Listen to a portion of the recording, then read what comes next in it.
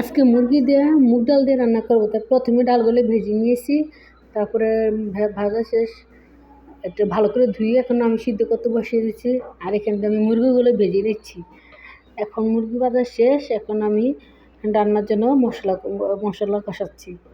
যে এটাতে সব মশলা, মুরগি রান্না করতে যা যা লাগে সব মশলা দিয়েছি। গরম মশলা, তেজপাতা, দারচিনি, এলাচ, হলুদ, মরিচ গুঁড়া, জিরার গুঁড়া সব দিয়ে সুন্দর করে মশলাটাকে কষিয়ে নিব।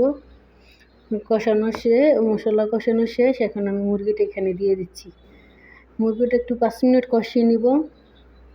এই যে মুরগিটা কষানো, এখানে আমি মুগ ডালটা এখন দিয়ে দিব। মুগ ডাল দিয়ে আমি মুরগিটা 10 মিনিটের মতন কষিয়ে নিব। এই যে 10 মিনিট কষানো এই যে হয়ে গেছে। এখন আমি এখানে পানি দিয়ে দিব। পানি দিয়ে তারপর আবার একটু বেশি পানি দেবো না, অল্প দিব, যেহেতু এগুলো সিদ্ধ। এই যে বলক এসে গেছে, এখন আমি কয়েকটা কাঁচামরিচ দিব। এই তো মুগ ডাল দিয়ে মুরগি গোশ রান্না হয়ে গেছে।